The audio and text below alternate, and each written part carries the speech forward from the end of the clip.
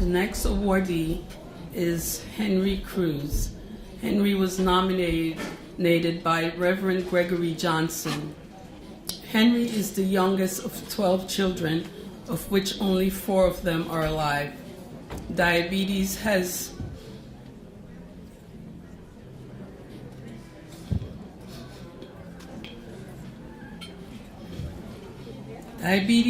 created havoc in his family's life.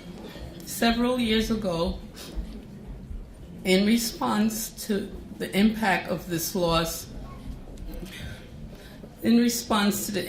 the loss has created in his family and his life, Henry chose to turn his pain into a weapon against diabetes.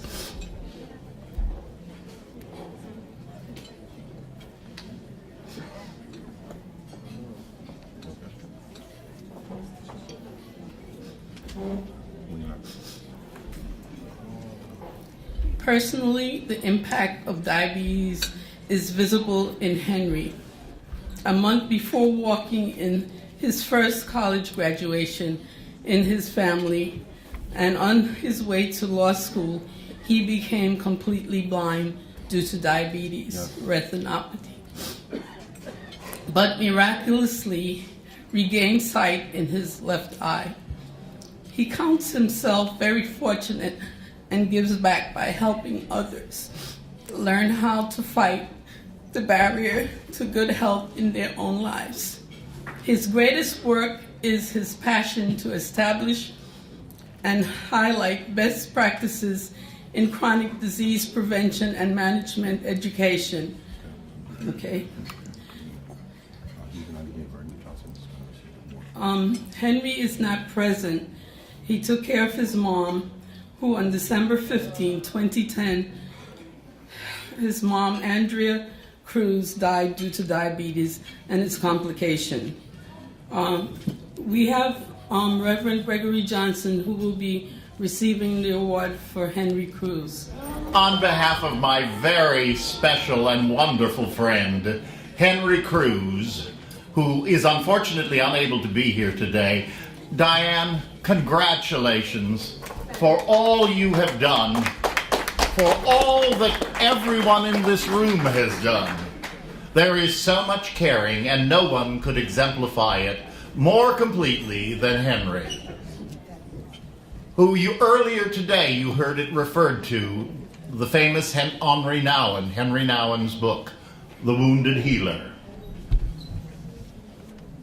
That could be at best describe our wonderful friend, Henry Cruz, who raised children of his brothers and sisters, buried 10 of them and his mother to the disease of diabetes, himself was blind and now sees, and goes around the world sharing possibilities because his parents were missionaries, and his mission is living into health, hope, and the joy of being a family caregiver.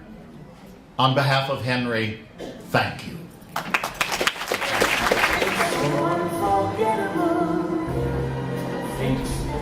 Thank you. This award was supposed to be presented by Congressman Elliot Engel, and obviously I'm not him, but I did work for him at one point in time, so I can tell you that he is in Washington and unfortunately could not make this event. So I was asked at the last minute to assist in presenting Mr. Federman with his award. I can tell you, as a personal friend of Mr. Federman, about his journey as a caregiver. His mother, Ann Federman, had a long illness, and he was a very devoted son to her and cared for her, brought her into his home, made sure that she had everything that she needed in life, and was with her at the very last moments of her life to ease her passage. So without further ado, I'd like to bring up Richard Federman. First off, I'd like to thank Diane for this kind award and the great work that she does with this organization. I'd like to thank my employer of 25 years, Congressman Engel, for nominating me to this award. I can only say I used to always tell my mother that I was the luckiest kid in the world to have her as a mom, and she would always say to me, "Richard, I just tried my best." And so all I can say is the same thing. I tried my best. I do want to thank my friends that are here, my good friend Ken Kearns, my one family member to be here today. I want to thank my cousin Robin. She's the year before my mother passed away, her mother did. Her mother was my aunt. And I can tell you, if anybody else deserved this award, I would share it with her, because she was always there to come up and drive up 2 hours each way from South Brooklyn to help her Aunt Ann and her cousin Richard. And so Robin, to this day, I can tell you how appreciative I am, and to the love of my life, Karen. She came into my life at a time where I never expected her to come in, but I'm glad she's there, and I hope she never leaves. So again, thank you, Diane, and all the great work that you do.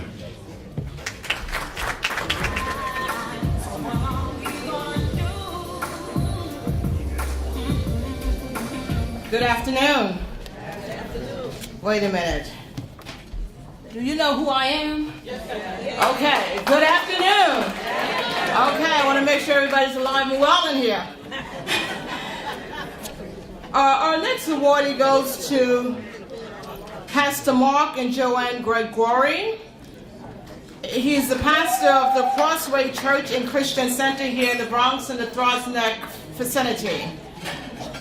As I read over Pastor Grigori's comments, he has been such a busy man, he and his wife, and taking care of his parents. Not only that, they sometimes have to travel 6 to 7 hours from Niagara Falls to New York. And not only caring for his parents, he has to care for his church family as well. And this is an award that's much, much needed to give to this gentleman here today.